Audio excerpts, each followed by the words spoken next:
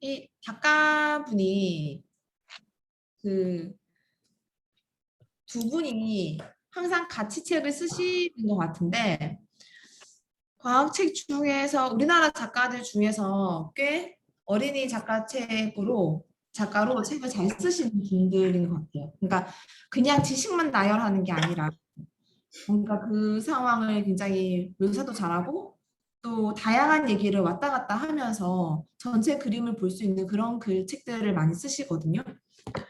그 중에서 특히 그 중에서는 그나마 좀 교과랑 연계가 좀 많이 된 책이기도 하고요, 이 책이.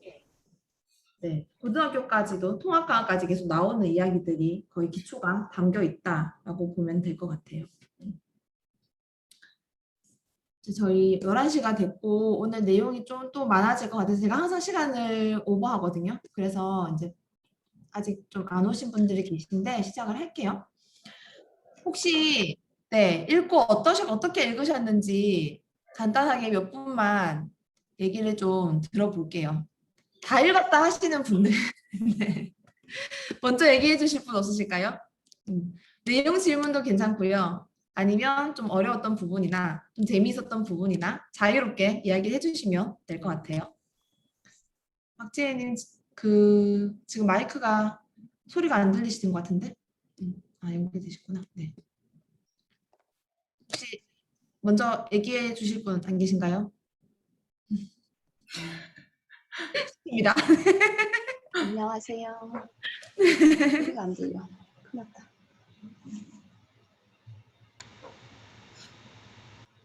먼저 이야기해 주실 분. 그러면 제가 물어볼게요. 네. 어, 초등학교 한 원래 김혜진님? 김혜진님? 아, 네. 읽으셨어요? 네, 저는, 저희 아이에 대해서 이런 과학이나 뭐에 대해서 이렇게 잘 몰라가지고 이 책을 읽으면서 정말 기본부터 생각을 했다고 봐주시면 좋을 것 같고요. 그래서 재밌었던 점은, 우리가 만들어진 지구가 세균이 여기서부터 시작을 했다는 그 점 자체가 되게 흥미로웠거든요.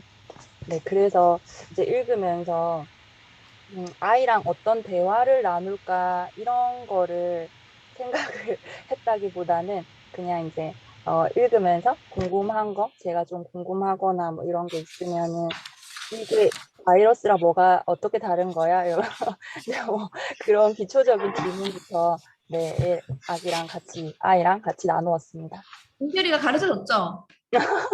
네, 무시하더라고요. 아이는 사실 저하고 생물 수업을 했는데 이런 얘기들 다 수업 때 해서 아마 엄마가 책을 읽는 걸 좀 도와줬을 것 같아요. 기본적인 질문들이 아니고 우리가 사실은 생각을 해보지 않은 질문들이거든요. 제가 애들한테 이렇게 물어봐요. 박테리아하고 세균하고 바이러스는 어떻게 다를까? 뭐 박테리아하고 세균은 어떻게 달라? 혹시 박테리아하고 세균은 어떻게 다를까요?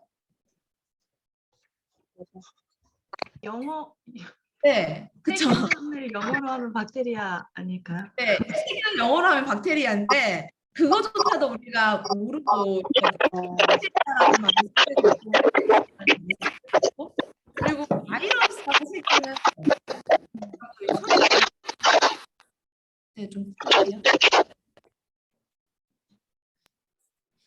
세균하고 바이러스는 또 완전하게 다른 개념들이고 되게 뭐 세균, 바이러스, 원생생물 이런 말들이 나오면 일단 조금 패닉이 돼요. 애들도 마찬가지거든요. 애들도 마찬가지로 약간 패닉이 되고 왜 그런 것들을 구분해야 하는지 어떻게 구분해야 하는지가 또 하나의 큰 주제로 제가 다뤘던 부분이고요. 초등학교 4학년 여쭤볼까요? 박미진님. 박미진님 혹시 마이크 괜찮으세요? 켜실 수 있나요? 아, 네네. 네. 네. 아이하고 아들하고 무슨 소리가 나는 것 같은데. 잠시만요. 나머지 분 제가 분석을 할게요. 말씀하시는 분만 말고. 네, 박미진님. 음소거 켜서. 음소거 돼 있어요, 지금. 아, 네. 제가 다 같이. 네네네. 네. 제가 너무 바빠서 아이랑 같이 읽지는 못했어요. 사실 아이가 과학을 좋아해서 우주나 뭐 음, 미생물 책 이런 것들을 어렸을 때 제가 좀 읽어준 기억이 나가지고 같이 읽었으면 더 많은 이야기를 나누었을 텐데 책 제목을 보고 아들이 먼저 뺏어가서 후루룩 읽더라고요. 그리고 저도 이제 혼자서 읽어봤는데 초저나 유아 때 읽었던 책에 두리뭉실하게 나와 있던 부분이 이 작가들이 굉장히 아주 재미있게 풀어놔서 더 거의 너무너무 재미있게 흥미롭게 저는 읽었어요. 그리고 아들은 좀 읽다가 뒷부분은 시간이 안 돼서 못 읽었는데 이제 개념들이 조금씩 더 이렇게 세세하게 들어가는지 질문들은 아까 말씀하셨듯이 뭐 바이러스가 세균에 들어가는 거였어? 뭐 이런 식으로 분류에 대한 질문들을 몇 가지를 하더라고요. 그래서 네. 같이 읽었으면 더 좋았겠다는 생각을 했고, 음, 이제 책에 대한 내용들을 봤을 때는 역시 세균이 예전에 우주책 되게 절판된 책을 제가 구해서 봤을 때도 느꼈던 건데 이 우주가 생겨나는 그 과정에서 그러니까 우주나 뭐 지구가 생겨나는 과정에서 이 세균들이 얼마나 많은 돌연변이를 일으키면서 정말 새로운 역사를 만들어냈는지가 되게 감동이었는데 이 책에 그런 부분들이 정말 자세하게 나와 있어가지고 진짜 재밌었어요. 예. 재밌게 읽으셨다니. 네. 대단하신데요. 어, 그래서 이 작가들이 쓴 다른 책들도 이제 좀 읽어보시면 되게 네, 수준 있게 잘 쓴, 굉장히 잘 쓴 책인 게 애들이 좋아할 만큼의 그런 묘사들이 이제 많이 나와서 과학책 중에서 그래도 쉽고 재밌게 읽으면서 뭔가 생각할 거리도 많은 책인 것 같아요. 근데 읽으셨는데 아마 학습지가 그렇게 만만하지는 않으셨을 거예요. 그렇죠. 네. 오늘 그런 이야기들을 조금 다뤄드리도록 할게요. 자, 넘어가 볼게요. 제가 큰 주제, 물론 책의 주제가 되게 많이 나와요. 그 슬로우 리딩을 할 때 만약에 우리가 한 달에 한 권이라고 보면 걔를 처음에는 이제 통독을 하죠. 다 읽고 나서 주제를 나눠서 그 주제에 대한 것들만 뭐 마인드맵을 그려본다든지 다른 활동들을 한다든지 더 조사를 해본다든지 그렇게 해보시면은 슬로우 리딩이 더 좋을 것 같아요. 그래서 첫 번째로 크게 나눈 주제는 원시 지구에서 현재 지구까지의 모습이에요. 왜냐하면 아까 말씀해 주신 것처럼 우리가 지금 살고 있는 이 지구가 절대로 당연하게 태어난 행성이 아니었고 과거에는 정말 아무것도 살 수 없는 그런 상황이었는데 지금 이런 환경을 만들어 준 거는 전부 다 세균이거든요. 그래서 그 과정들 하나 그리고 조금 더 큰 주제인데 생물의 분류는 상당히 중요해요. 우리가 분류라고 하면 뭔가 저런 걸 내가 다 왜 해야 되지? 라고 생각을 하는데 중학교 1학년에 가면 이제 이런 분류 체계를 배우거든요.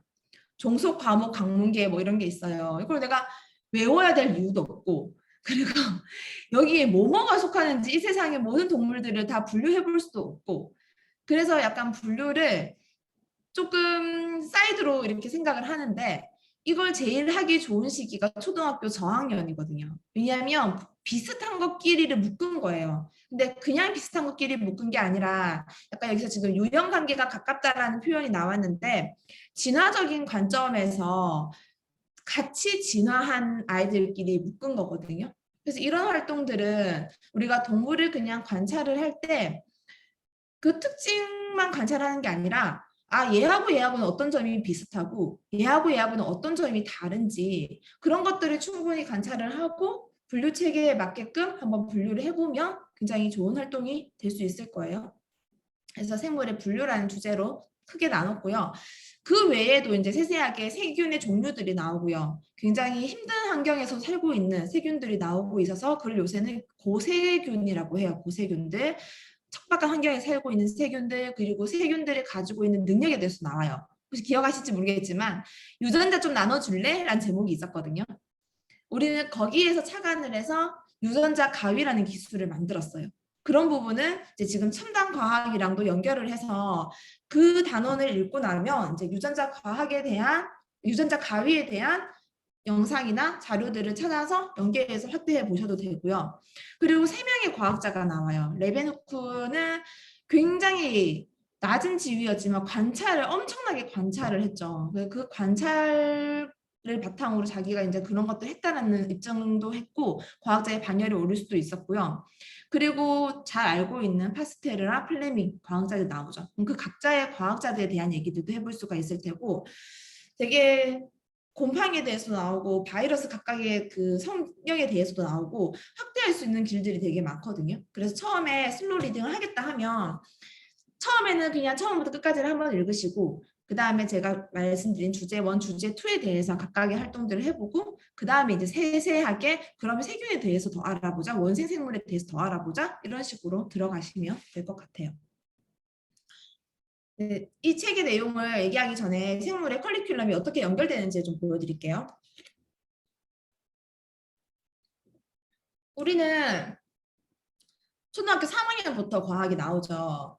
아마 이거는 그냥 저희 추측인데 초등학교 1, 2학년 때는 아직까지 초등학교 1학년은 한글을 읽을 수 없다라고 가정하고 교육과정이 시작하기 때문에 초등학교 3학년쯤 나오는 것 같은데 3학년 과학에 나오는 내용들이 초등학교 1학년들이 못하는 내용들이 아니거든요.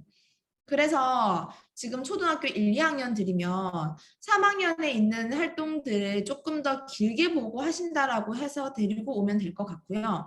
제일 먼저 하는 것들이 이제 동식물, 곤충 관찰하는 거예요. 생물에서는. 그래서 이거는 미국 교과서에서도 마찬가지거든요. 제일 먼저 나오는 활동들은 동식물을 관찰하고 한사리를 보는 건데 어떻게 진행을 하냐면 동물들 중에서 얘는 귀는 어떤 역할을 해? 개의 다리는 어떤 역할을 해? 뭐 돌고래의 지느러미는 어떤 역할을 하고 고래의 지느러미 어떤 역할을 하고 각각의 기관들이 그 동물이 살아가는데 어떤 일을 해주는지 그리고 그렇게 비슷한 역할을 하는 다른 동물이 있는지 굉장히 좋은 주제 중에 하나는 그 새들은 날아다니잖아요. 근데 펭귄은 날지 않거든요. 닭도 날지 않죠. 우리가 알기로는. 그러면 펭귄하고 닭은 왜 날지 못하는지, 그러면 우리는 왜 어떻게 해서 그 새들이 날 수 있는지 이런 얘기들로 확장할 수가 있을 거거든요. 근데 펭귄이 날지 못하는 이유는 사실 굉장히 많아요. 펭귄은 너무 뚱뚱하고 일단 뼈도 통뼈예요. 새들은 이제 뼈가 비어 있어서 가볍게 해서 나는데 새가 날 수 있는 이유가 되게 많거든요. 뼈가 일단 가볍게 안에가 비어 있고 그리고 당연히 날개가 있고 날개도 모양이 다 다르죠. 날개가 작은 애들은 날개짓을 계속하고 날개 큰 매 같은 것들은 날개를 펼쳐서 바람을 타고 날고 그렇게 나는 방법들도 전부 다 다르고 그리고 새는 똥하고 오줌을 같이 싸요. 왜냐하면 바로바로 만들어지는 즉시 몸을 가볍게 배설해 버려야 되기 때문에 같이 하고 이런 여러 가지 이유들이 있을 거거든요. 그리고 막 여기 가슴에 뼈 근육도 특별히 발달했고 닭은 이게 퇴화해서 닭은 그 뼈가 비어 있는데도 불구하고 사람들이 너무 많이 기르다 보니까 그게 퇴화해서 지금 날 수가 없게 점점 되어가고 있는 거죠. 간혹 시골에서 풀어놓으면 뿅아리들 날아간대요. 제가 예전에 어떤 한 분이 집에서 키우던 굉장히 비싼 닭이 그 애완닭이 뿅아리를 낳았는데 닭장 청소한다고 꺼내놓은 사이에 휙 다 날아가 버려가지고 3마리가 날아갔다고 하더라고요. 그래서 아직까지 날 수 있는 닭들도 있다. 그런 것들을 사실은 관찰을 하면서 왜 그럼 우리가 그걸 관찰을 해야 되는데 굳이 내가 곤충의 한 사리를 왜 관찰을 해야 되는데 라고 했을 때 이제 뒤에 커리큘럼을 조금 보시면 4학년쯤 되면은 5학년 우리나라 5학년 1학기에 원생생물 균류가 나와요. 이때부터 과학이 좀 싫어지죠. 왜냐하면 원생생물은 한 번도 본 적이 없거든요. 그 동식물은 맨날 보기라도 했지만 원생생물이라는 애는 한 번도 본 적도 없어요. 근데 그런 애들이 어떻게 생겼는지를 막 시험 문제도 나오고 어떻게 걔들이 움직이는지 잠시만요. 수업 신청하신 분이 전화가 오셨는데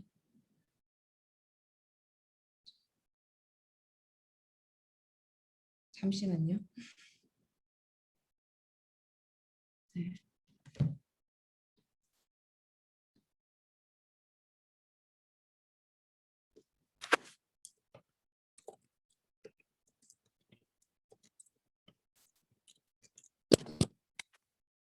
제가 링크를 한번 안 보내드렸군요.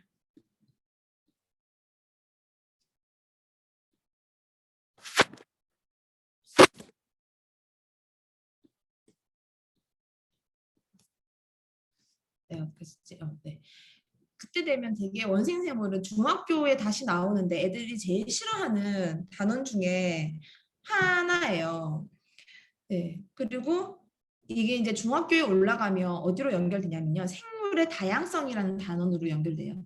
그러니까 우리가 이렇게까지 생물들의 인간이 아닌 동식물들을 관찰을 하고 굳이 잘 보지 않는 원생생물 균류까지 본 이유는 얘들이 전부 다 생물의 다양성이랑 연결이 되어 있고 생물의 다양성이라고 하면 우리가 살아갈 때 저번에 진화할 때도 얘기를 했죠. 우리가 다양성 때문에 이때까지 포유류까지 동물들이 진화해서 이 환경을 유지하고 올 수 있었거든요. 그래서 내가 인간만이 살할 수가 없고 모든 생물들, 심지어 세균이나 원생 생물들까지 공존하고 있기 때문에 지금 우리가 살아가고 있고 그런 이야기들이 담겨 있는 부분이 요 라인이에요. 그래서 동식물, 원생생물, 균류, 생물의 다양성까지를 보면서 우리는 애들한테 무엇을 그럼 가르칠 것이냐.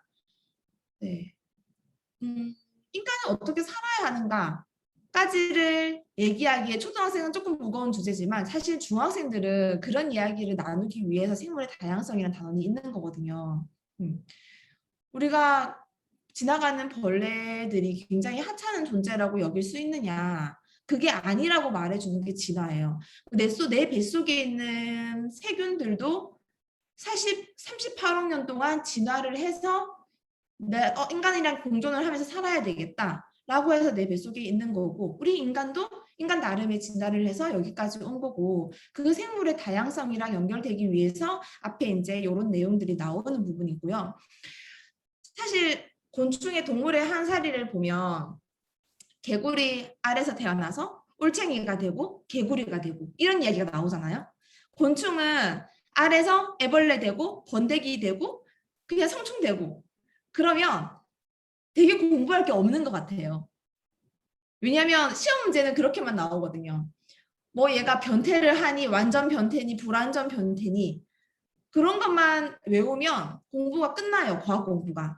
그러니까 초3의 내용이 너무 없다 보니까 계속 위에 있는 학년 거를 빨리 선행을 해야지 하고 데리고 오는데 사실은 그 내용이 별게 없는 게 아니거든요. 애들한테 야 메뚜기는 불완전 변태를 하고 나비는 완전 변태를 해. 이걸 가르치고 싶은 게 아니고 너가 나비의 생태를 관찰해보고 메뚜기의 생태를 관찰해보고 둘이 어떻게 다른지에 대해서 생각해봐.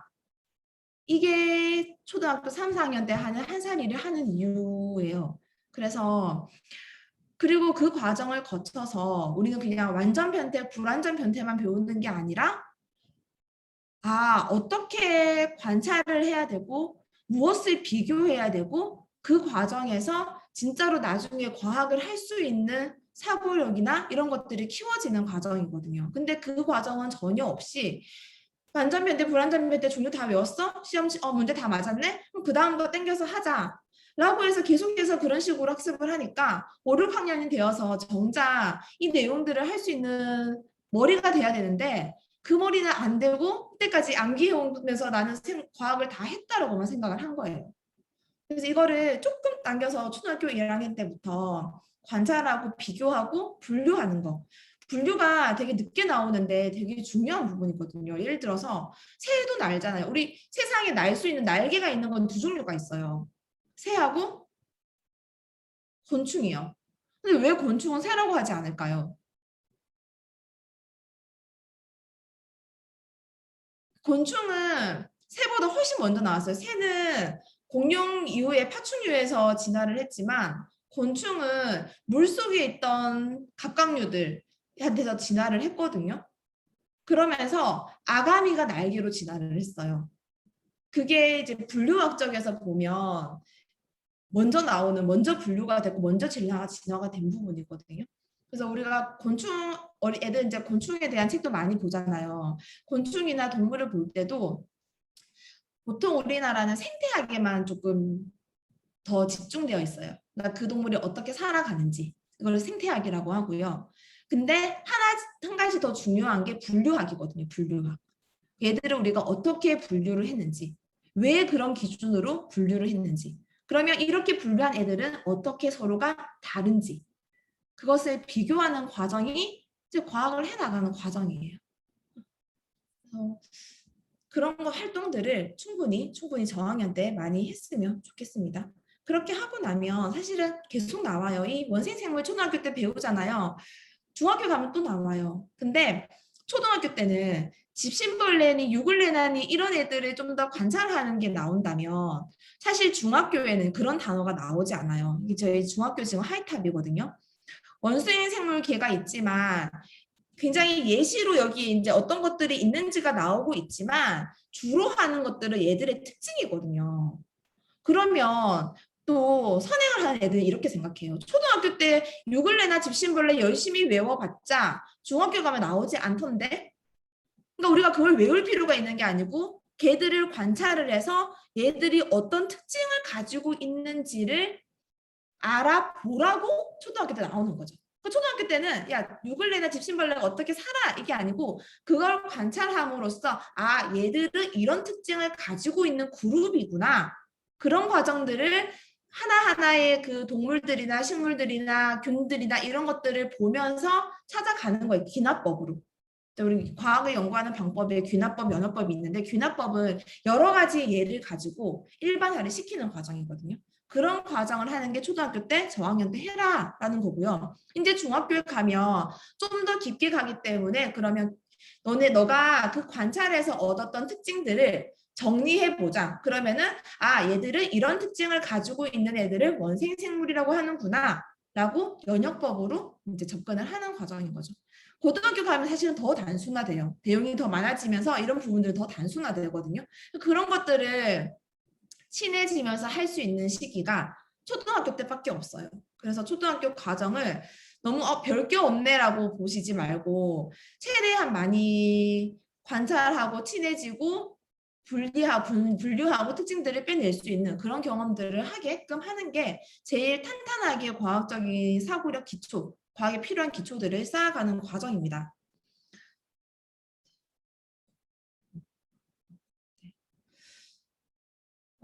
첫 번째 얘기를 좀 드리자면 이제 원시 지구는 이렇게 생겼어요. 가상이긴 하지만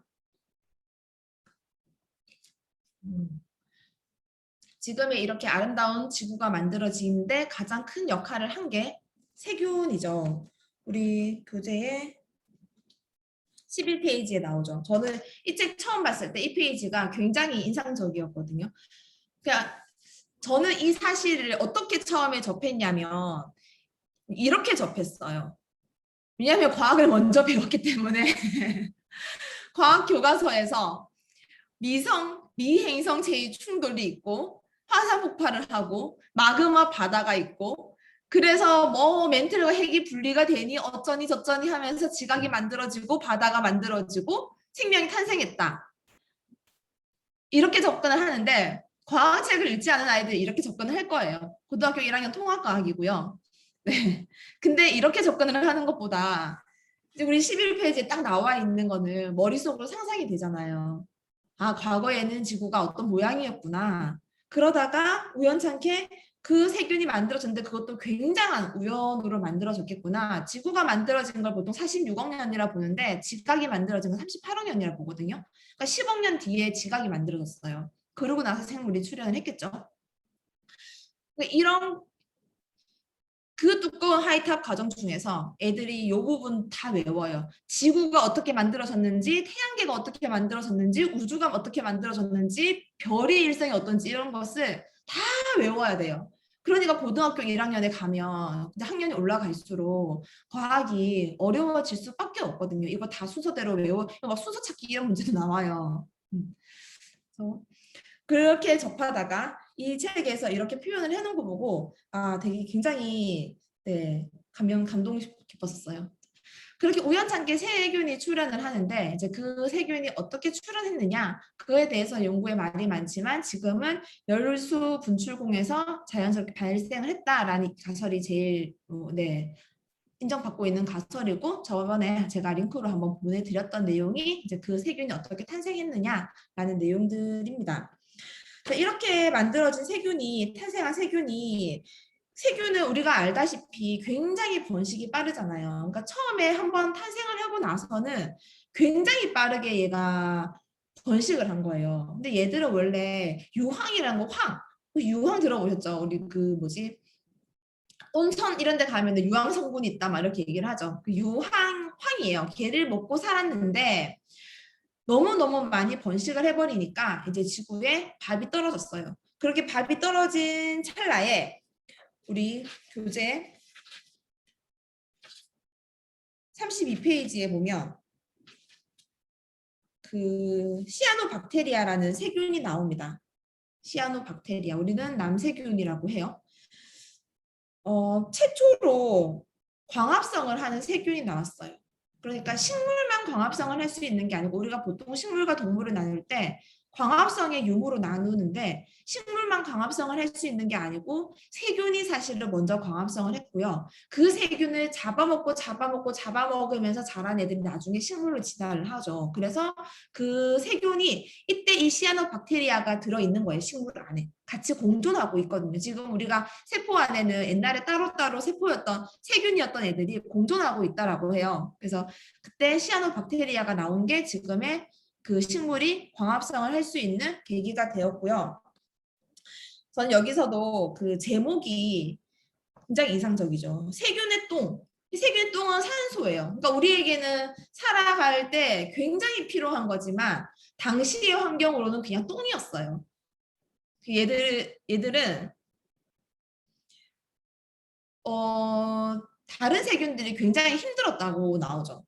왜냐하면 산소가 전혀 없는 그런 지구에 살다가 갑자기 이 시아노박테리아가 광합성을 하면서 햇빛은 많았으니까 광합성을 하면서 산소를 만들어 버리니까 지금 우리가 환경 오염이 된 것처럼 사실 과학책에서 그렇게 표현을 하거든요. 지금 우리가 환경 오염이 심각하다고 생각하는 것처럼 당시의 세균들이 이 산소가 독이었던 거예요. 이 산소가 이제 세상을 바꾸기 시작을 합니다. 그러면서 그 다음 장에 보면은 지구를 망가뜨린다는 표현이 나와요. 우리 35페이지 위에서 네 번째 줄에 보면 시아노박테리아가 점점 번성하면서 왜냐하면 유황은 먹을 게 없었으니까 그 세균들은 죽어갈 테고 햇빛은 많으니까 이 남세균들은 시아노박테리아들은 계속해서 많아지고 있겠죠. 그래서 얘들이 지구를 망가뜨린다라고 표현을 해요. 그러면서 지구가 녹이 쓴다. 그러니까 그 뒤에 보면 땅 속에 있는 철에도 산소가 있고요. 그러니까 우리가 녹슨 철은 산소가 붙어 있는 철이거든요. 녹슨 철은. 그러니까 돌멩이도 녹슨다라고 표현을 했어요. 왜냐하면 돌멩이에도 산소가 붙게 된 거예요. 그래서 이것도 이제 다음에 통합과학에 이런 얘기가 나와요. 지각을 이루는 원소 중에 가장 많은 게 뭐냐? 산소거든요, 산소. 지각을 이루는 원소 중에 가장 많은 게 뭐냐 했을 때 산소가 그만큼 많이 들어있고 그렇게 환경이 변하게 되었는데 땅을 바꾸는 것도 모질라서 이제는 하늘로 올라가서 오존층이 돼요. 근데 이 오존층이 우리에게 굉장히 중요한 일을 해주죠. 자외선을 막아주지 않았으면 땅 위로 올라오지 않았을 거예요. 근데 이 오존층이 생기면서 자외선을 막아주니까 바다에서만 살던 생물들이 이제 땅 위로 올라오게 돼요. 그러면서 이제 육지 동물이 출현을 하거든요. 역시 하이탑에는 아까 보여드린 것처럼 굉장히 딱딱한 글씨로 지구의 산소의 양이 언제 어떻게 증가하고 오존이 언제 생기며 육지 생물이 어떻게 생겼는지가 그 과정이 이제 표로 이렇게 외우게 딱 나와 있습니다. 이런 과정들이. 그래서 제가 생각하는 지금 요 세균의 똥이 하늘로 올라가 오존층이 되었어요는 되게 중요한 단원이고 이 단원에서만 해도 할 얘기들이 굉장히 많아요. 이 시아노박테리아가 만약에 나오지 않았다면 생기지 않았다면 어떻게 됐을까요? 우리는 광합성을 할 수 없었을 테고 사실은 거기서 세균 생명이 끝났을 수도 있어요.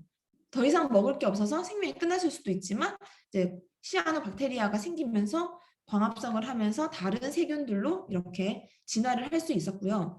그 진화의 증거로 그 얘가 그 스트르마톨라이트라는 화석이거든요. 저는 이거 호주에서 이제 찍은 건데 우리나라에도 강원도인가 어디에 이 화석이 있는 걸로 알고 있어요. 여기에 이제 이 돌들이 그 광합성을 하는 미생물들이 나와가지고 미생물들이 자기가 광합성하고 낸 분비물 가지고 이제 섞여가지고 화석으로 이렇게 남아 있는 것들이거든요. 얘가 시아노박테리아가 만든 화석입니다. 된 화석. 살아있는 화석이라고 하죠. 그러고 나서 또 한 번에 굉장한 큰 일이 일어나요. 그게 36페이지에 있는 신문에 박텔일보라는 신문에 실렸죠. 최초로 산소로 숨을 쉬는 괴물 생명체가 출현을 합니다. 우리는 지금 생명체라고 하면 전부 다 산소로 숨을 쉰다라고 생각을 하는데 그게 그 당시엔 당연하지 않았던 거예요. 그래서 미토콘드리아의 조상인 미토콘드리아라고 하면 우리 세포 안에 호흡을 담당하는 기관이거든요. 나중에 우리 세포에 대해서 얘기를 할 텐데 세포 안에 있는 기관이에요. 세포 안에 식물들은 광합성을 할 수 있는 엽록체가 들어있고요. 그리고 모든 생명체는 이 미토콘드리아가 들어있어요. 세포 안에. 그래서 세포 안에 있는 미토콘드리아가 산소를 가지고 에너지를 만드는 기관이에요. 그래서 산소를 가지고 에너지를 만드는 세균이 나타난 거예요. 얘는 아까 시아노박테리아가 열심히 만들어준 산소를 이제 이용을 하는 또 다른 세균이 탄생을 한 거죠. 그러면서 원시 지구의 모습이 지금의 이런 모습으로 변해갑니다. 그러다가 이제 39페이지에 보시면 세균들이 굉장히 신기한 일들이 계속 벌어지죠. 세균은 돌연변이가 일어나기가 굉장히 쉬워요. 그 얘기도 나중에 들을 텐데 세균이 세균을 삼키고 또 삼키고 그렇게 밥처럼 먹다가 나중에는 아예 잡아먹혔는데 이 안에서 공존하는 세균 공존설이라고 하거든요. 세균을 잡아먹혔는데 분명히 안에서 공존하는 사태가 벌어져요. 그러면서 이제 세균들이 좀 더 커지는 거죠. 그렇게 나타난 것들이 새로운 생물들이 나타났는데 아메바, 집신벌레, 유글레나 이런 원생 생물들이 나타나기 시작을 한 거거든요. 아메바랑은 굉장히 친해지기가 어렵죠. 그 다음 페이지에 보면요. 40페이지에 원생생물 한 무리는 동물로 진화했다라고 되어 있죠. 원생생물 한 무리는. 그럼 또 한 무리도 뭘로 진화했을까요? 식물로 진화를 했어요. 그래서 원생생물은요. 식물성, 동물성 성질을 다 가지고 있어요. 제가 문제 중에 그런 문항을 드렸을 거예요.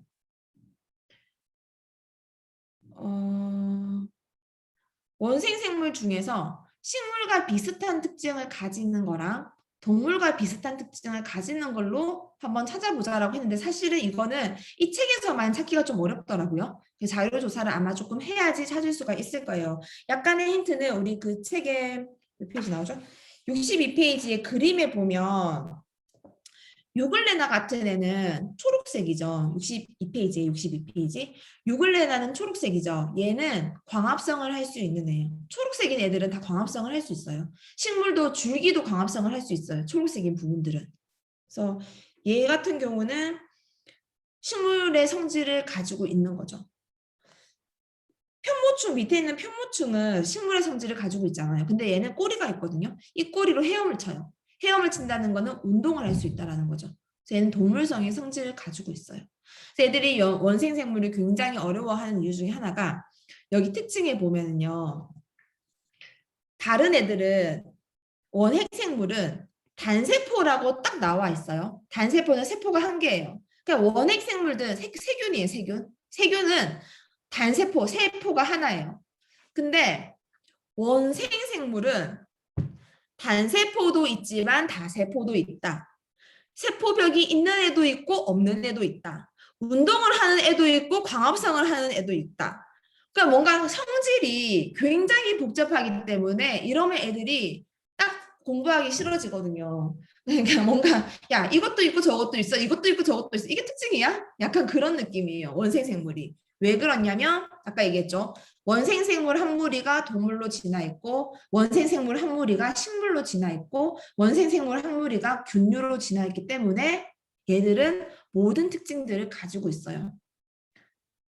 그래서 이런 것들을 얘들을 하나씩 보면서 아 이럴 수도 있고 저럴 수도 있구나 그런 것들을 이해하는 게 초등 단계에서 해야 되는 일들이고요.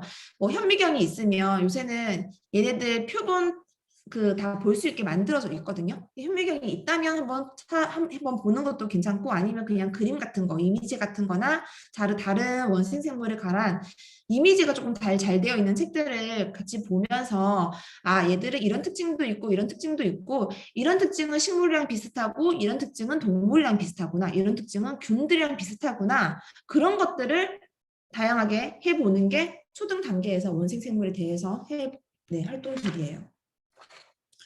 제가 자료들을 보면서 좀 말씀드릴게요. 세균 얘기하기 전에 생물과 무생물의 기준은 뭘까요?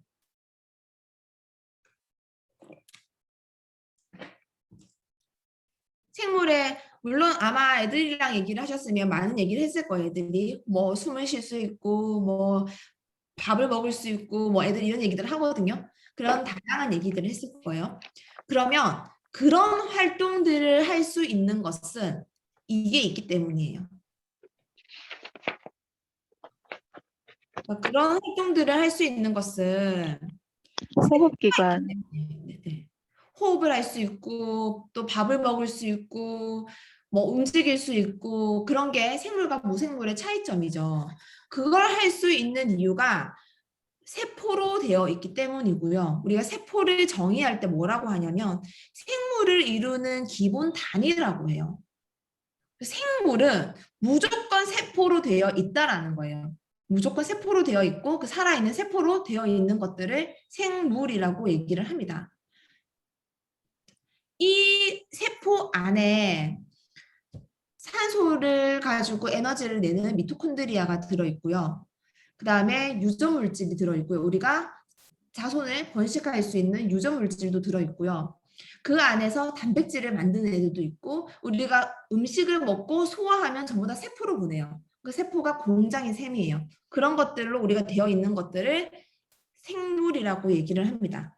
자, 애들한테 처음부터 야 생물은 다 세포로 되어 있어 이게 아니고 생물이 어떤 특징들을 가지고 무생물은 어떤 특징들을 가지는지를 각자 생각을 해보고 그 차이점을 비교해보고 그런데 이런 활동들을 할 수 있는 것들은 세포야 라고 접근을 하는 게 애들한테는 훨씬 좋은 과학적 접근 방법이라는 거예요.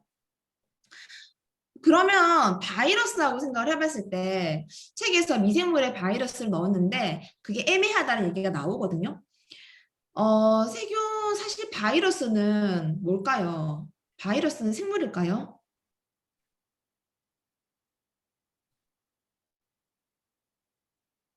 바이러스는 사실 무생물이에요. 그러니까 굉장히 애매한 위치에 있는 거죠. 우리가 정확하게 얘기를 하면 생물이 아니죠. 왜냐하면 얘는 세포로 되어 있지 않거든요. 얘는 혼자서 살 수가 없어요. 바이러스는. 그래서 밖에 오래 있으면 얘는 다 죽죠. 어디에 들어가야 되냐면 숙주 몸으로 들어가야 돼요. 숙주 몸으로 들어오면 얘가 생물로 변신을 해요. 왜? 내 세포 안에서. 그러니까 내한테 바이러스가 들어오면 내 세포 안에서 얘가 자기 DNA를 넣어서 번식을 하기 시작을 하거든요. 그때 되면 이제 생물이 되는 거죠. 그래서 밖에 있는 바이러스들은 그냥 무생물이에요. 그냥 얘들은 뭐가 다르냐면요. 세균은 아까 세포로 되어 있다라고 했어요. 우리 세포 안에 뭐가 있는지도 알아야 되겠죠. 일단 세포로 되어 있어요. 그리고 세균은 뭐 제가 대충 뭐 이런 식으로 그릴게요. 유전자라는 게 있어요.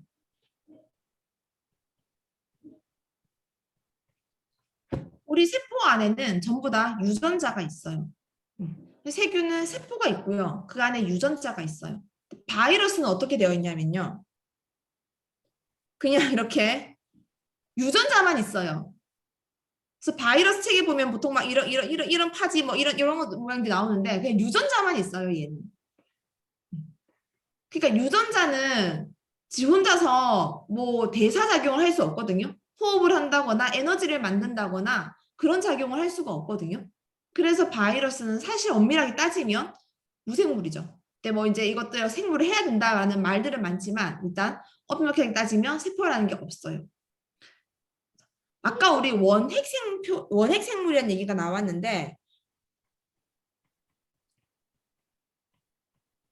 우리 교재에서는 원핵생물이라는 말을 쓰지 않았는데 세균을 원핵생물이라고 하거든요. 얘는 핵이 굉장히 원시적이다라는 뜻이에요. 핵이라고 하면 유전자가 담겨 있는 부분이에요. 가장 중요한 부분. 근데 핵이 굉장히 원시적이다. 걔가 세균이에요. 왜냐하면 얘는 그냥 세포 안에 유전자가 덩그러니 있거든요. 덩그러니 있기 때문에 침입을 잘 받아요. 우리 사람도 유전자 변하거든요. 자외선 많이 쬐거나 그다음에 뭐 엑소선인데 노출되거나 방사능 노출되면 유전자가 변해요. 근데 얘들은 굉장히 잘 변하는 거죠. 왜냐하면 세포 안에 그냥 덩그러니 유전자가 있고요. 얘를 보호해주는 애가 없어요. 그래서 이것을 원핵생물이라고 하고요. 그 외에 나머지는 전부 다 진핵생물이라고 합니다. 뭐 때문이냐면 안에 유전자가 있는데 이거를 보호해주는 핵이라는 게 껍질이 하나 더 있거든요. 그 차이예요, 그냥. 원핵생물이라는 말은 그냥 뭐 너무 어려운 말은 아니고 핵이 굉장히 원시적이야. 그래서 보호해주는 무언가가 없어. 그게 원핵생물이고요. 나머지를 전부 다 진핵생물이라고 얘기를 해요. 그래서 우리 여기 교재에도 보면은 얘는 원핵세포로 되어 있다. 얘는 진핵세포다라는 얘기를 하죠. 진핵세포는 그냥 하나 더 보호해주는 조금 더 발달한 핵이 있어 라는 뜻입니다. 근데 이제 원생생물을 왜 원생생물이라고 얘기를 했냐면 우리 교재에 나와 있었어요. 60페이지에 보면 위에서 6번째 줄에 맨 처음 생겨난 생물이라는 뜻이에요. 맨 처음 생겨난 생물. 맨 처음 생겨난 생물이 원생생물이거든요. 근데 사실 제일 처음 생겨난 생물은 뭐예요? 사실 제일 처음 생겨난 생물은 세포죠, 세포. 세균이죠, 세균. 근데 왜 우리는 원생생물을 얘들을 가지고 아메바 얘들을 가지고 제일 처음 생겨난 생물이라는 이름을 붙였을까요? 네, 지금 몇 분 알려주셨는데 마이크가 꺼져 있어가지고 네. 그 관찰을 못했으니까. 그죠? 당시에는 세균이 너무 작았기 때문에 세균까지는 관찰을 못했고 얘는 보게 된 거예요. 그러니까 우리랑 다르게 뭐 꼬물거리는 게 있네? 아, 얘들이 지구에 제일 처음에 태어난 생물이구나. 그래서 원생생물이라고 이름을 붙였어요. 근데 이제 나중에 알고 보니까 더 원시적인 세균이 나온 거죠. 아, 근데 너는 둘이 다른 점이 핵을 쏴주는 애가 없구나. 그럼 너는 그냥 원시적인 핵이라고 하자. 그렇게 해서 나누게 됩니다. 근데 보면 원핵 생물은 단세포다라고 나오는데 아까 보여드렸죠. 원생 생물은 단세포도 있지만 다세포도 있다라고 했죠. 그러니까 세균하고 원생 생물이 세포 하나로 되어 있느냐 아니냐로는 구분할 수가 없다라는 거예요. 그러면 원생 생물을 관찰을 할 때는 얘가 하나로 되어 있는지 여러 개로 되어 있는지 얘는 여러 개의 세포로 되어 있지만 원생생물을 하는구나. 얘는 하나로 되어 있지만 원생생물이라고 하는구나.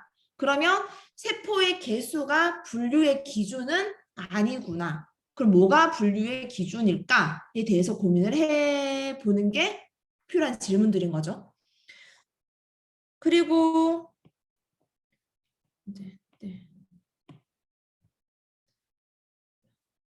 그리고 원생 생물의 종류에 보면 자 그렇게 비교를 해보면 사실 우리한테는 똑같거든요. 둘 다 조금 쪼매난 애들이니까. 언뜻 보기에는 그리고 원생 생물도 세균처럼 번식을 그냥 막 몸을 잘라가지고 번식을 해요. 우리가 보기엔 똑같은 애들이거든요. 근데 어떤 점이 다르길래 굳이 사람들이 분류를 했을까? 아마 과거에는 하나로 묶었을 거예요. 근데 우리는 왜 분류를 하게 되었다? 핵 모양이 다르거든요. 이거는 진화가 나오고 그리고 그 진화론의 영향을 많이 받아요. 분류법이. 진화가 나오고 그 다음에 현미경으로 더 관찰을 해서 이 내부를 알 수 있게 되었을 때 다시 분류를 했겠죠. 그래서 이런 차이 때문에 핵을 보호할 수 있느냐 없느냐는 굉장히 큰 차이라고 본 거죠.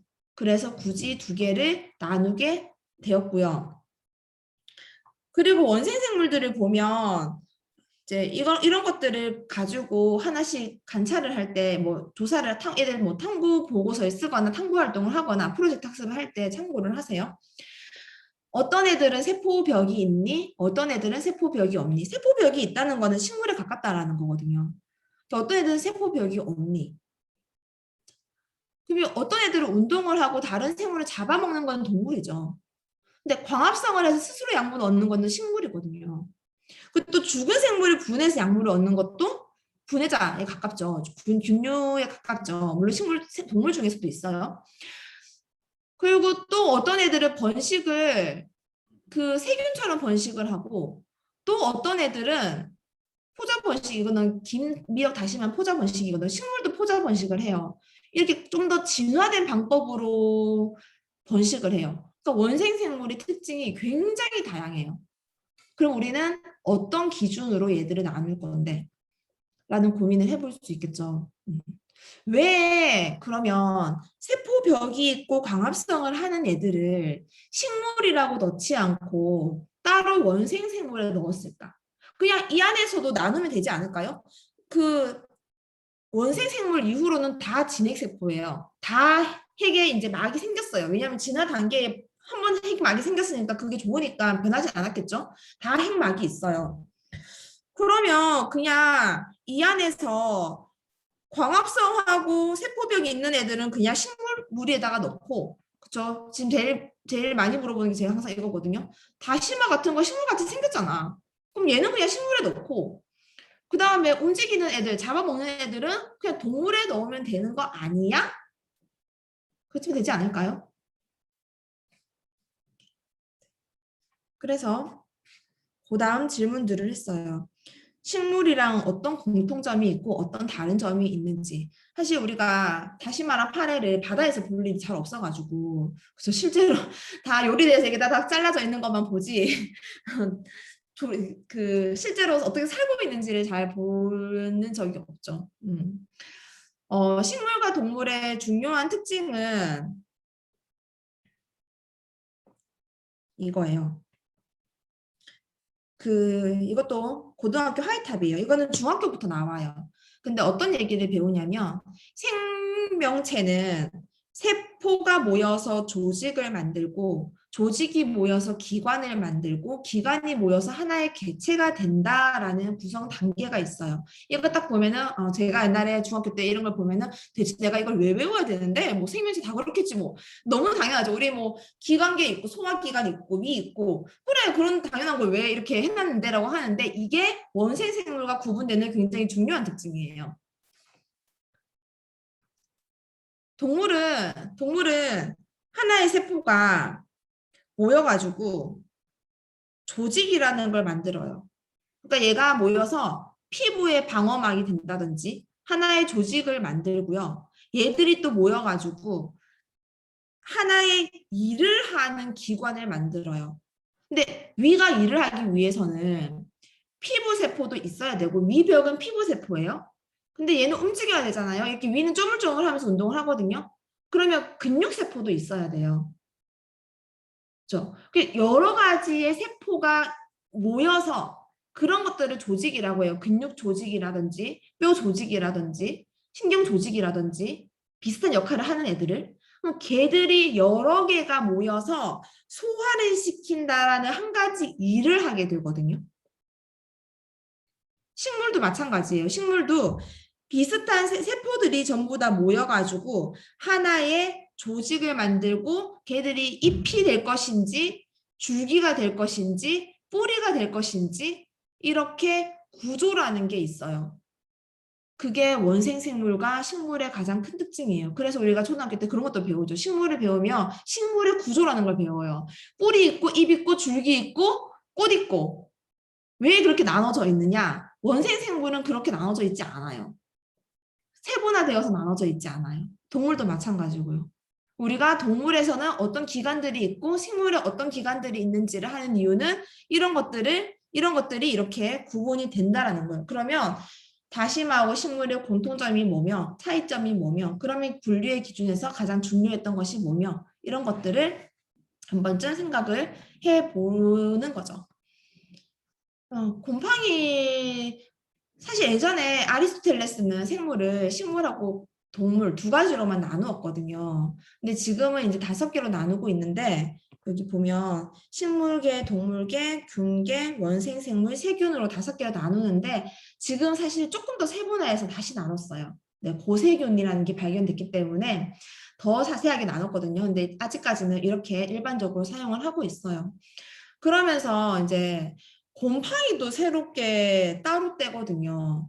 그럼 곰팡이는 식물이랑도 공통점이 있고 동물이랑도 공통점이 있는데 그 어딘가에 넣기는 애매모호한 그런 위치에 있기 때문에 곰팡이를 따로 이제 뗐죠. 식물처럼 뿌리 같은 게 있죠. 이렇게 균사 같은 게 있어요. 뿌리 같은 게 있고 근데 동물처럼 다른 스스로 양분을 얻지는 못하고 기생을 해서 다른 죽은 것들에서 양분을 흡수해서 살아가는 그런 특징들이 있죠. 그래서 사실 뭔가를 우리가 딱 기준에 가지고 나누는 게 되게 애매모호하거든요. 그럼 식물은 아까 뿌리, 줄기, 잎 이런 구조가 있다라고 했는데 이끼는 잎은 없어요. 그 뿌리, 헛뿌리라는 게 있거든요. 그 이끼는 약간의 그 진화 단계에 있는 거죠. 물 속에서만 살다가 이제 육지로 올라와서 물 속에서는 얘들이 흐물흐물하면서 물을 온몸으로 이제 흡수를 하면서 물 속에서 살았어요.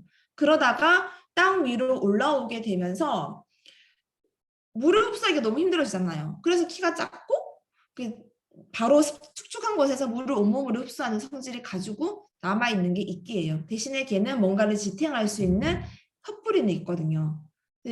식물들 중에서도 가끔 먹뿌리가 태양한 경우도 있고 또 그냥 그 생식도 싫어하지 않고 그냥 우리 가지치기 잘라가지고 심으면 뿌리 나고 뭐 이런 경우들이 식물들도 있잖아요. 그래서 뭔가를 딱 정확한 선을 가지고 분류하기가 되게 애매모호하기 때문에 분명히 과학자들도 굉장히 고민을 했을 테고 그렇게 해서 나온 게 분류하기 것들을 한번 해보는 활동들이 굉장히 좋은 활동들이 될 것 같아요.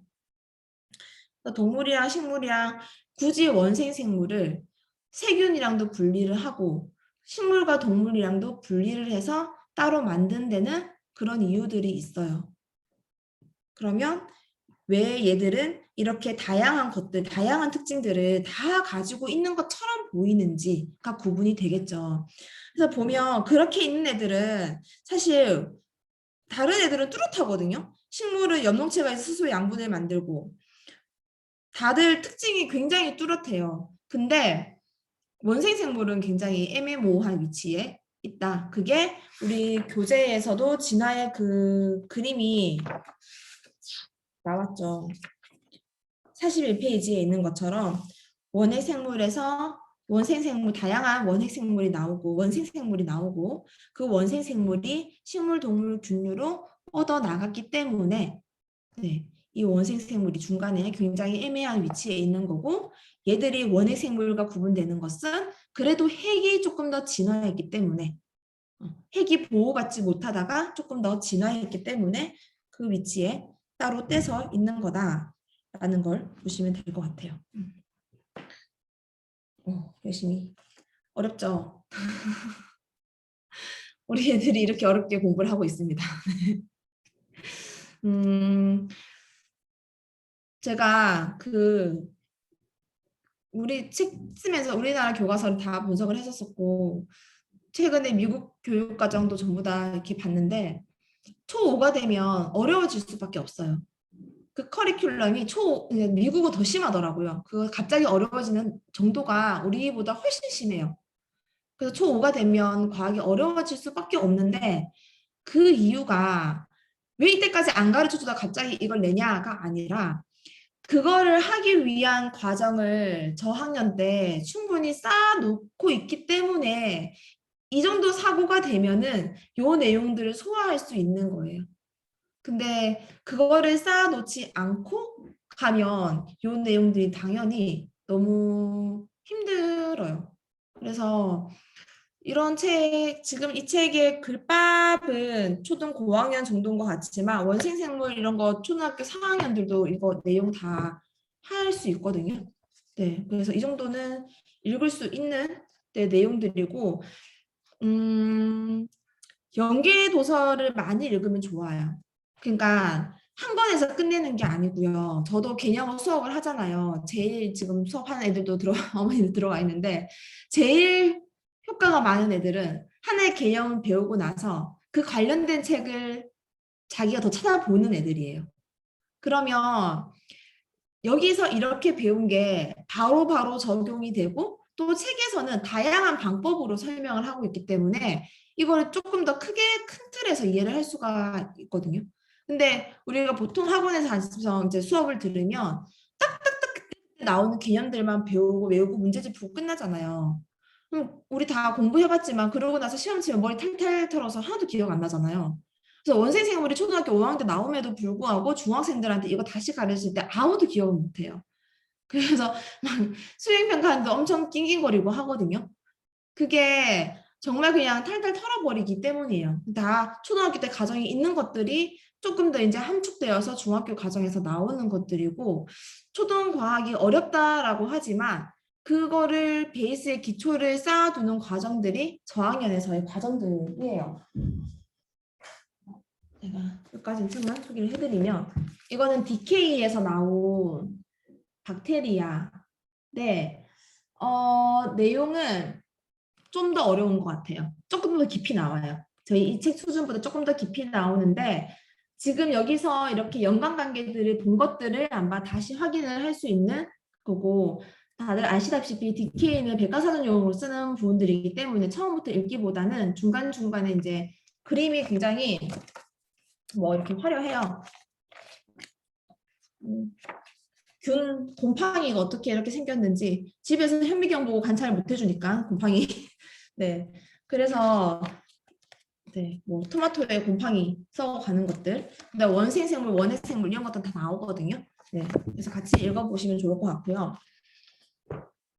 얘는 그림책인데 수준이 되게 높아요. 세포가 뭐예요거든요. 근데 그 미국에서도 그렇고 제가 옥스퍼드 아이비 것도 봤는데 영국에서도 그렇고 세포를 초등학교 5학년 때 배우더라고요. 그 굉장히 자세하게 네 저희 기념에 나와 있는 수준 자세하게 배우는데 그게 이제 이 앞에서 이런 과정 활동들을 하고 그러면 세포가 사실은 생명에서 제일 중요한 기관이거든요. 세포가 그냥 공장이고 우리는 그 공장을 수십억 개 가지고 있기 때문에 그 중요성을 잘 못 느끼는 거지만 여기는 조금 자세하게 세포에서 무슨 일을 하는지가 나와요. 참고해 보시면 좋을 것 같아요. 내용 그냥 글밥은 이 정도예요. 글밥은 이 정도인데 안에 세포 안에서 어떤데 세포가 뭐 세포의 종류 혈액 세포도 세포의 종류고요. 여기 나오는 신경 세포도 세포의 종류예요. 그런 것들하고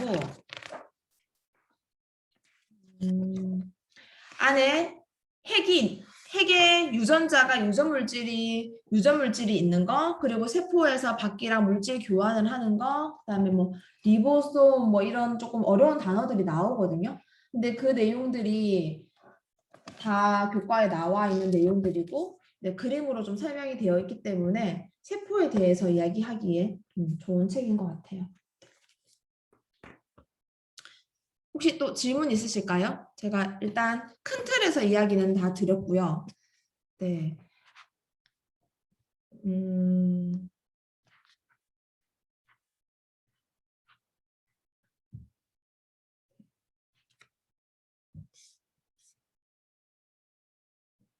자유롭게 질문을 좀 받으면서 얘기를 할게요. 편하게 다들 모르시기 때문에 그 마이크를 켜고 질문하셔도 되고요. 채팅창에 이용하셔도 돼요.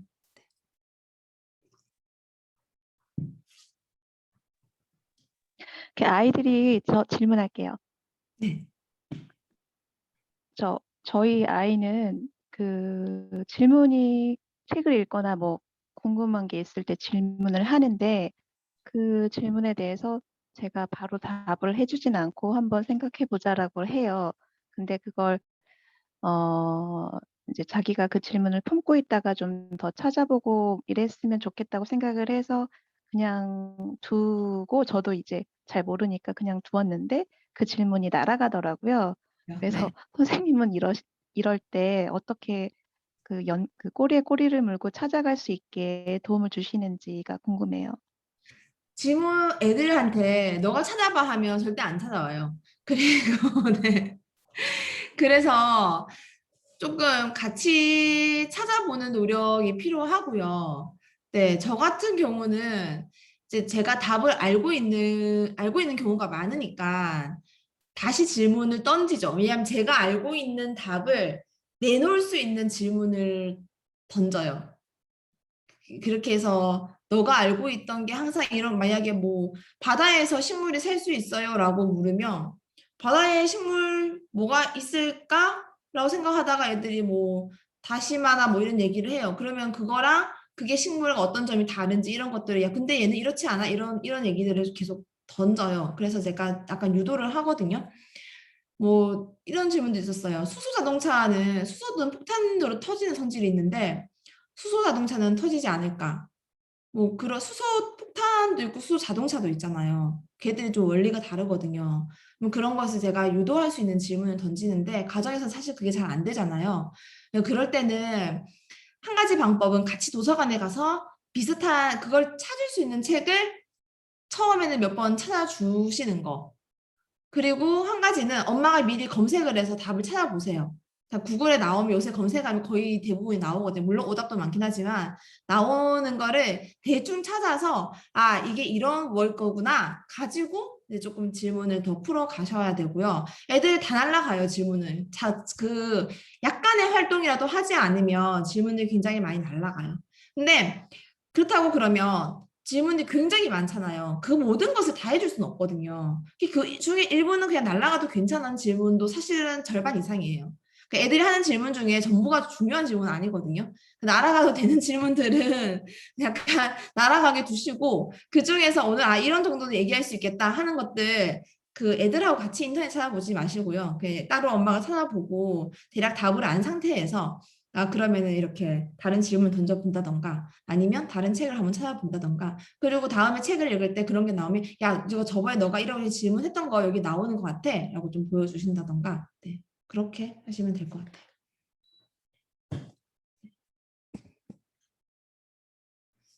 네. 혹시 오늘 내용에서는 질문 없으세요? 음, 저 질문 있어요. 네. 그 바이러스가 무생물이라서 혼자서 살 수 없다고 했는데, 그러면, 어, 코로나 바이러스는 공기 중에서 몇 시간 정도 살 수 있다고 이렇게 얘기를 들었거든요. 네. 그, 물어볼 것 같아서 애기가. 바이러스가 혼자 살아갈 수 없다는 게 생명이 끝난다라는 게 아니고 걔들은 그냥 그 상태로 있는 거예요. 그래서 코로나 바이러스가 공기 중에 그냥 그 상태로 떠 있는 거예요. 그러니까 자기가 뭔가 증식을 하거나 뭐 이렇게 하는 게 아니라 먹고 성장하거나 이렇게 하는 게 아니라 우리는 보통 살아있다라고 하면 호흡하고 먹고 성장하고 이런 것들을 얘기를 하거든요. 근데 얘들은 공기 중에서 증식을 하거나 더 이상 뭐 뭔가 활동을 하지는 못해요. 그렇게 떠돌아다니고 있다가 우리 몸에 들어오면은 아까 우리 세포 안에는 유전자가 있었잖아요. 그러면 우리 몸에 있는 세포에서 우리 유전자가 아니라 자기 유전자를 주입을 하면서 세포 번식을 해요. 그때 바이러스가 확 증식을 하는 거죠. 네, 되셨을까요? 네. 그냥 공기 중에 있는 바이러스는 씨 같은 거라 생각하시면 될 것 같아요. 우리 식물들이 건조된 상태로 씨가 있지만 걔들이 거기서 발화하지 않잖아요. 그냥 건조된 상태로 씨가 있잖아요. 그런 식으로 바이러스들이 이렇게 떠다니고 있죠. 떠다니고 있다가 우리 몸속에 들어오게 되면은 그때부터 이제 생명 활동을 시작을 하죠. 번식을 하고 성장 세포를 키우고 자기 세포를 계속해서 키워나가는 번식을 하죠. 바이러스 종류들 중에서도 변이가 되게 잘 일어나는 바이러스가 있거든요. 변이가 잘 안 일어나는 바이러스가 있고, 변이가 잘 일어나는 바이러스들이 그 RNA 바이러스라고 하는 애들이에요. 그러니까 우리 유전자는 사람은 유전자가 이렇게 두 가닥으로 되어 있거든요. 두 가닥으로 세트로 되어 있어요. 하나의 이상이 생기면 다른 하나가 야, 너 이상해졌는데? 하고 이렇게 알려줘서 수정을 해주거든요. 근데 바이러스 같은 경우는 한 가닥으로 되어 있어요. 그러니까 이 유전자가 한 가닥으로 되어 있기 때문에 얘가 잘못됐을 때 알려주는 기준이 알려주는 애가 없어요. 얘들은 변이가 훨씬 더 잘 일어나고, 그러니까 감기도 바이러스죠. 감기도 매년 다른 바이러스가 퍼지죠. 이게 RNA 바이러스라서 그래요. RNA 바이러스들은 변이가 굉장히 빠르고 지금 코로나 바이러스도 RNA 바이러스거든요. 근데 DNA 바이러스도 있어요. 우리 사람은 이제 DNA를 가지고 있고 DNA 바이러스를 가지고 있는 애들은 변이가 상대적으로 좀 적어요. 그래서 백신으로 이제 백신을 한 번 맞으면은 평생 안 맞아도 되는 이런 바이러스들은 대부분 DNA 바이러스고요. 매년 백신을 갱신해야 되는 애들은 대부분 RNA 바이러스. 그런 것도 찾아보시면 재밌을 것 같아요. 애들하고 야 백신 종류들 중에서 그것도 뭐 세균으로 감염되는 경우도 있고 우리가 바이러스로 감염되는 경우도 있거든요. 그러면 그 책에도 나오지만 그 플레밍이 푸른 곰팡이 페니실린으로 없앤 거는 세균이에요. 박테리아거든요. 그러니까 박테리아는 페니실린으로 죽었어요. 그 페니실린이 항생제의 원료가 됐잖아요. 그럼 우리가 항생제를 맞는다는 거는 세균에는 적용이 돼요. 근데 바이러스에는 적용이 되지 않아요. 그래서 병에 걸려서 병원에 갔는데 얘가 세균성인지 바이러스성인지를 모르잖아요. 근데 항생제를 그냥 처방받았다고 해서 바이러스성 감염에는 항생제가 듣지 않아요. 근데 우리가 그런 애도 항생제를 많이 처방하는 이유는 그게 세균성인지 바이러스성인지를 검사하고 있을 시간이 없거든요. 그렇기 때문에 일반적으로 이런 경우에는 세균의 가능성이 높다라고 하고 어쨌든 같이 있을 경우도 많기 때문에 항생제를 처방을 하는 거지만 실제로 항생제는 세균을 박멸하는 데서 나왔어요.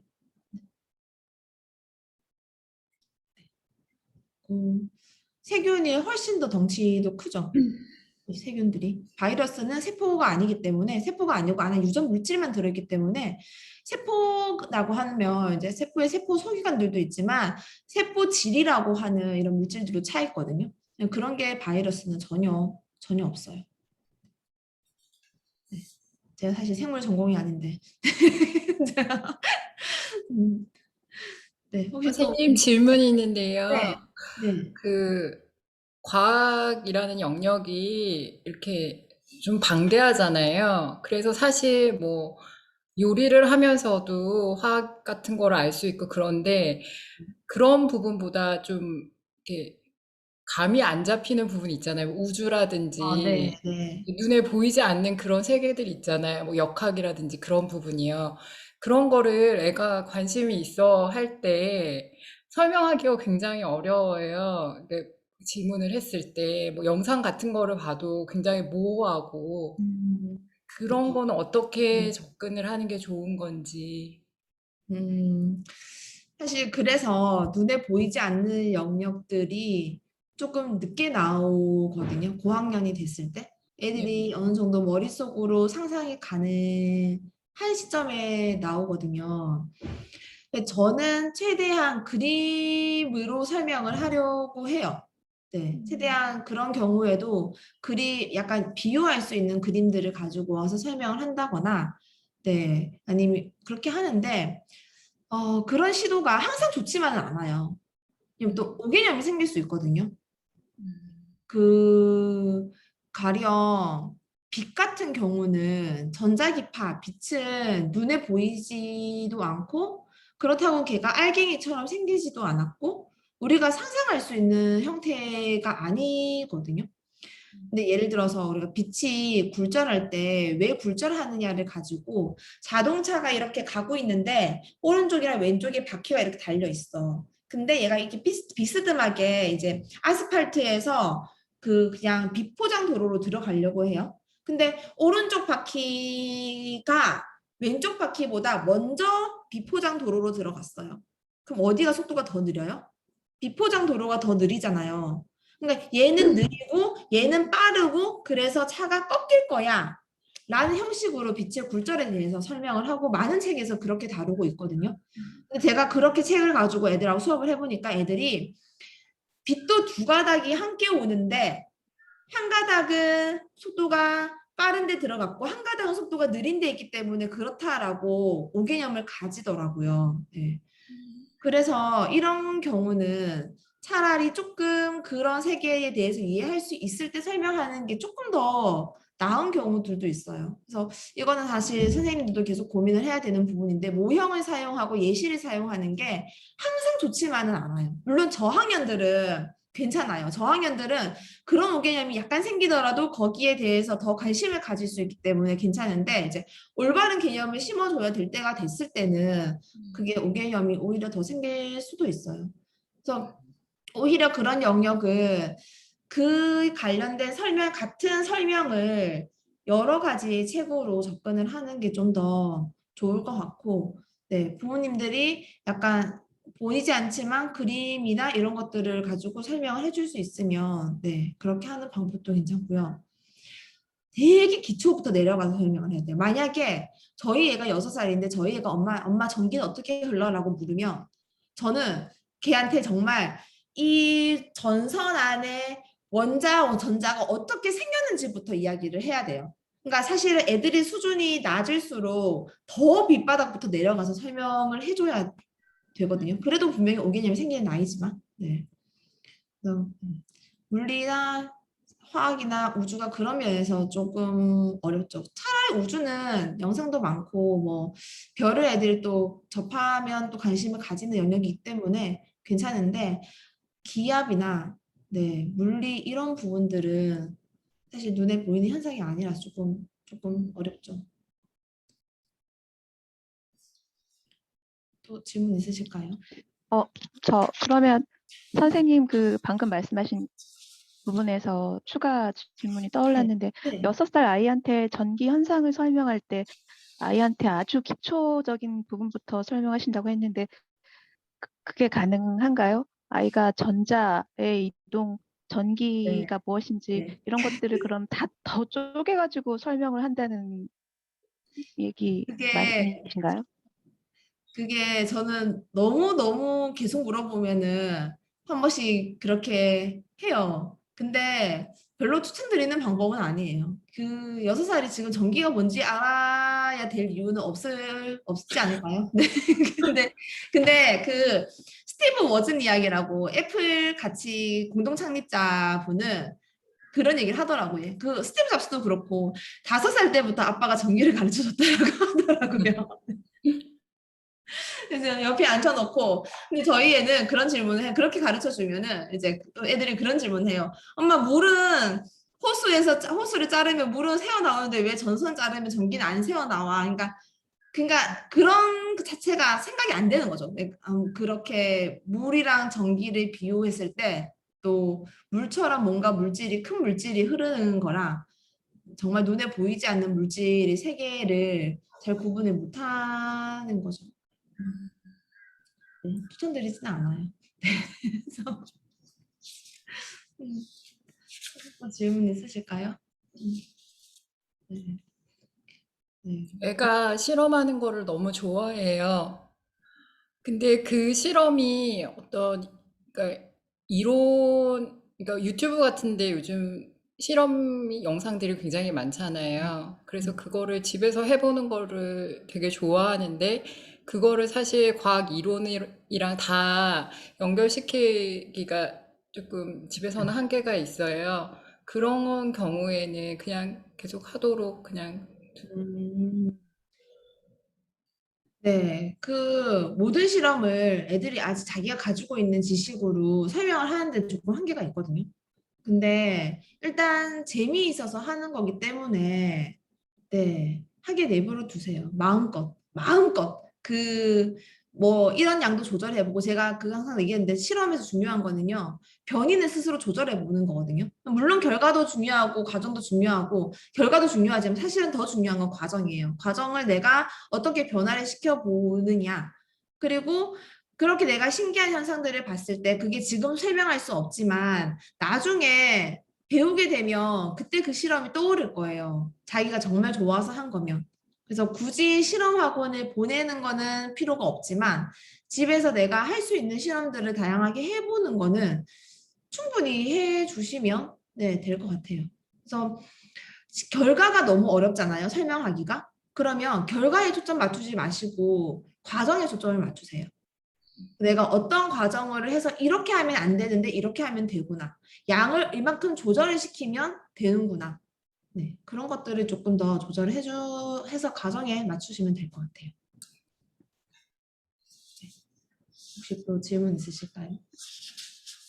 또 질문 있는데요. 네. 이런 질문 해도 되는지 모르겠는데 그냥 일단 여쭤볼게요. 네. 애기가 이런 거 만드는 거 있잖아요. 이런 거를 자꾸 사달라 해가지고 자꾸 만들어요. 그래서 엘리베이터네요? 네. 네. 이런 거 엄청 많이 계속 사달라고 해가지고 계속 만드는데 이거 도대체 이걸 왜 하는 걸까? 이게 뭘 도움이 되나? 레고 하는 거 같은데. 그래서 그러니까 저런 거는 키트 실험 저런 실험은 사실 크게 도움이 되진 않아요. 네. 그거는 엄마가 알고 있으면 될 것 같고요. 근데 애들 레고도 하잖아요. 그러니까 그런 셈치고 그냥 하고 싶어 하는 거는 그냥 해 주셔도 될 것 같아요. 근데 걔가 그걸 하면서, 그러니까 뭐 진짜 엘리베이터가 어떻게 작동하는지 궁금하거나 뭐 그럴 수도 있잖아요. 그래서 그냥 놀이의 일종으로 그냥 봐주시면 될 것 같고, 근데 굳이 엄마가 사서 해줄 필요까지는 없는 실험들이 다 만들어진 키트 요새 너무 많죠. 레이저로 이렇게 다 나무에 똑똑똑똑 떼면은 이제 조립하면 되는 실험들 되게 많잖아요. 그런 것들은 굳이 일부러 챙겨서 해줄 필요는 없지만 뭐 애가 좋아라 할 때는 또 그 시기에 거기에 몰입하게 해주는 것도 나쁘지 않을 것 같아요.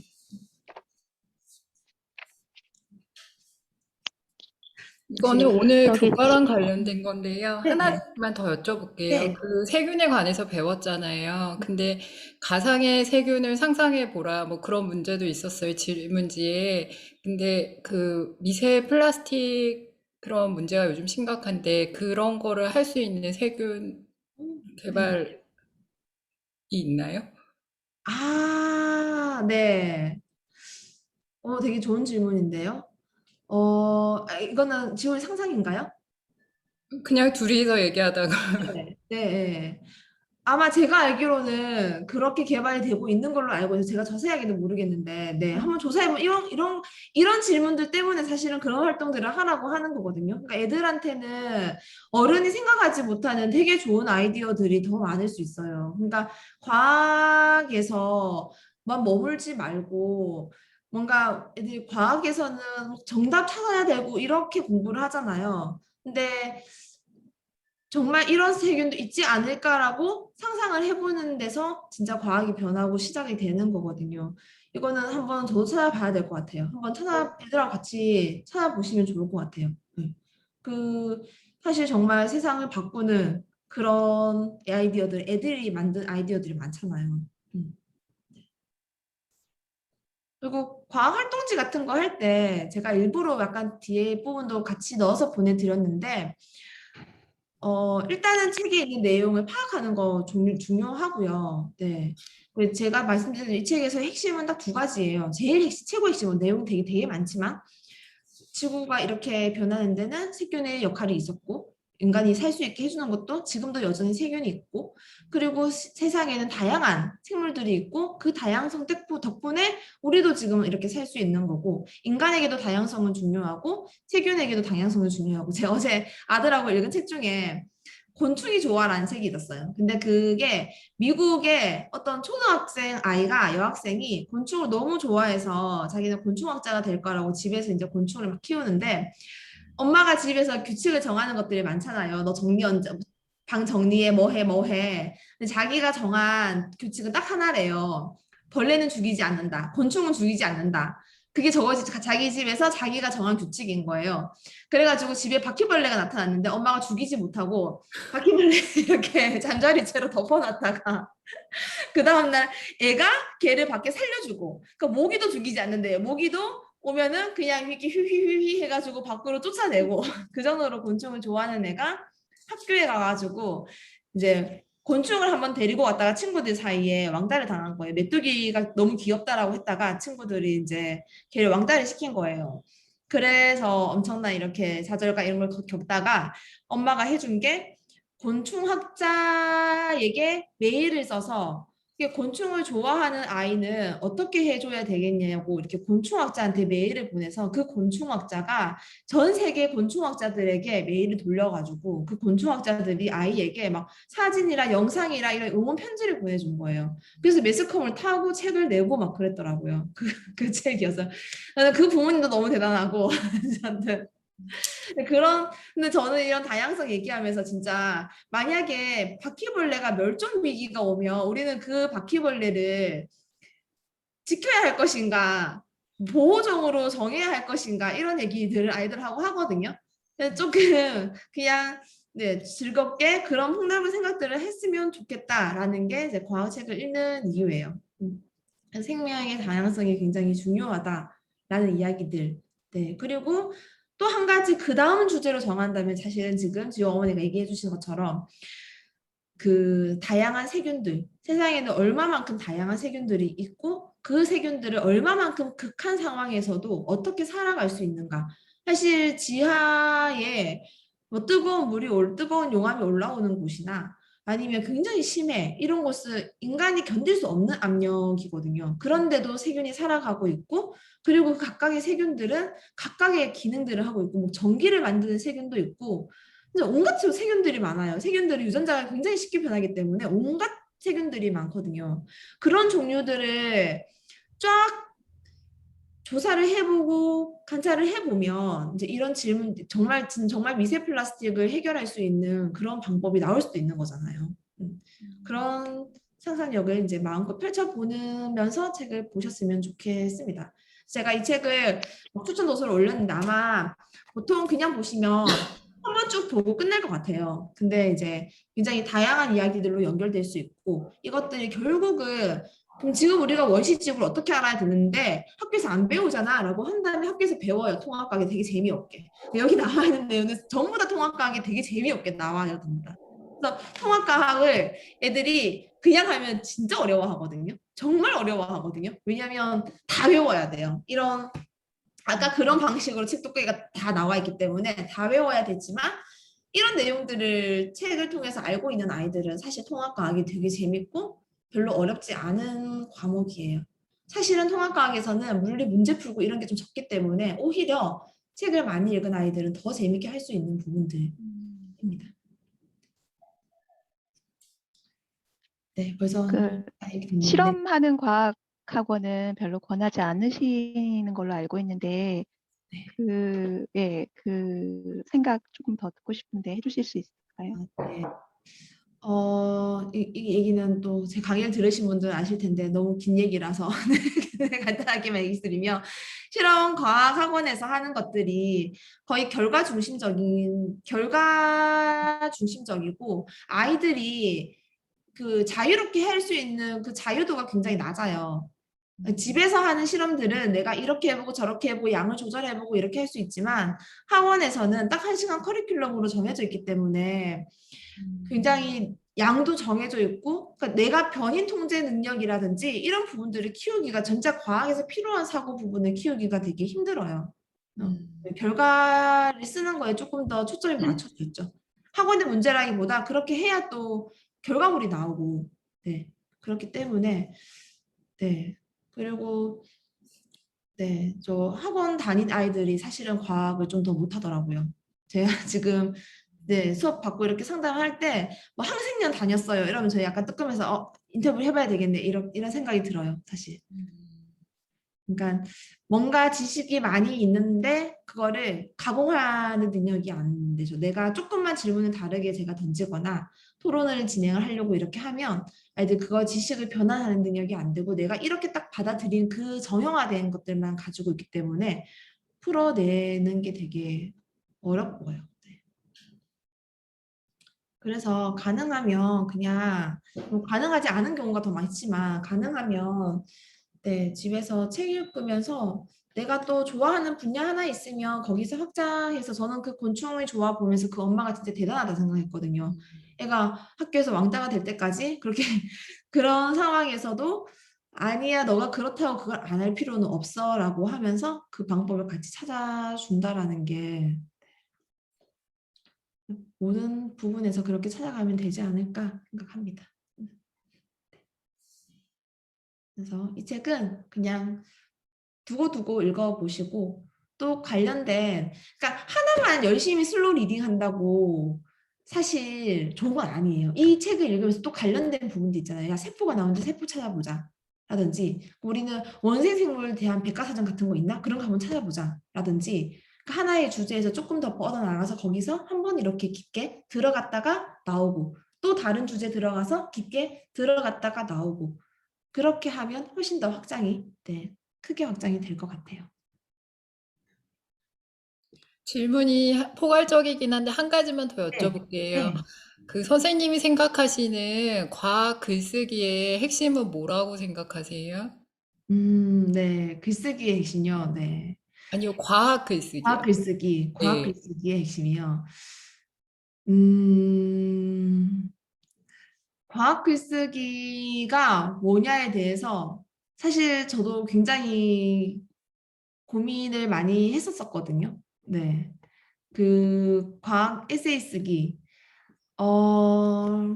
처음 출발은 그러니까 과학 글쓰기에도 여러 가지 종류가 있을 수 있어요.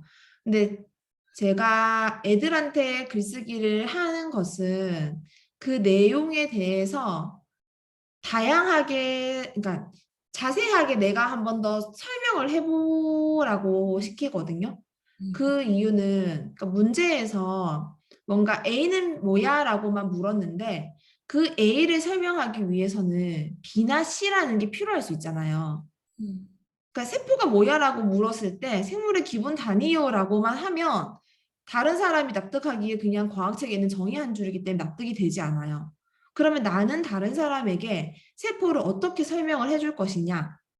근데 저 같으면은 세균이랑 바이러스 예를 들 거예요. 그래서 누군가에게 이거를 전달할 때 A가 뭐냐를 설명하기 위해서 내가 알고 있는 B랑 C랑 D를 가지고 와서 설명하는 거. 설명하는 과학에서 이루는 설명하는 방식인 거죠. 네, 그래서 제가 책에 있는 문장은 절대로 그대로 쓰지 말라라고 얘기를 하는 이유고요. 책을 다양하게 읽어야 되는 이유예요. 책을 그냥 교과서만 읽으면 우리는 세포는 생물을 이루는 기본 구조라고, 기본 단위라고만 배워요. 그런데 다른 책에서는 그렇게 정의하지 않거든요. 다양한 예시를 가지고 혹은 근거를 가지고 무언가를 설명할 수, 이론을 설명할 수 있는 거 한 가지고요. 그 다음에 그렇게 설명하는 글쓰기가 사실 전부는 아니잖아요. 또 한 가지는 과학 에세이 쓰기에서는 나의 경험을 가지고 올 수 있는 글. 그러니까 이거는 조금 더 긴 글을 쓸 때, 긴 호흡의 글을 쓸 때, 네, 제가 개념어 수업 정도에서는 첫 번째 단계만 요구를 해요. 그러니까 너가 이 개념을 설명할 때 너는 어떻게 설명을 할 건데 다른 사람에게. 그러니까 과학책에 나와 있는 정의가 아니라 비열에 대해서 설명하면 비열은 뭐 1도씨에 올리는데 뭐 1kg 1도씨 올리는데 이런 게 아니라 너는 그것을 어떻게 더 쉽게 설명을 해줄 건데 라는 게 첫 번째 설명하기 글쓰기고요. 그 다음에 이제 조금 더 긴 글을 쓸 때 에세이 쓰기를 할 때는 나의 경험, 내가 이런 현상들을 봤던 경험이나 아니면 아까 이제 말씀한 것처럼 집에서 실험을 할 때 실험을 했던 경험이나 그런 것들과 연관지어서 설명할 수 있는 것들. 네. 그 정도가 이제 주요한 과학 글쓰기인 것 같고, 근데 저는 저학년 때는 상상하며 글쓰기도 되게 중요하다 생각하거든요. 그래서 여기에서 그렇게 문제를 냈고, 저번에 살아남아서 진화할 때도 제가 내가 얘가 얘들이라며 가정을 해서 어떻게 또 진화를 할 건지, 그러니까 하나의 이야기를 플롯을 짜보는 거죠. 그러니까 어린아이들은 저학년들은 그런 진화, 살아남아서 진화 같은 그림책을 내가 하나의 생명책을 탄생시켜서 쓸 수 있거든요. 내가 하나의 세균 이야기를 만들 수도 있고, 그렇게 적용을 해보는 것은 조금 더 저학년 때 상상력과 같이 키울 수 있는 글쓰기인 것 같아요. 네, 되셨나요? 네. 네, 감사합니다. 그러면 오늘은 여기까지 마치도록 할게요.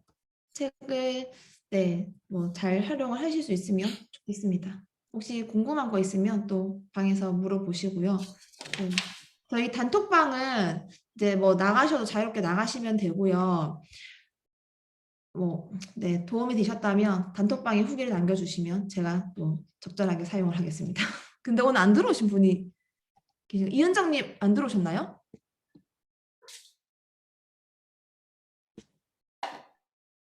잠깐만요. 네. 여기까지 마칠게요. 네, 점심 맛있게 드시고 다음에 또 다른 책으로 만나겠습니다. 감사합니다. 감사합니다. 감사합니다.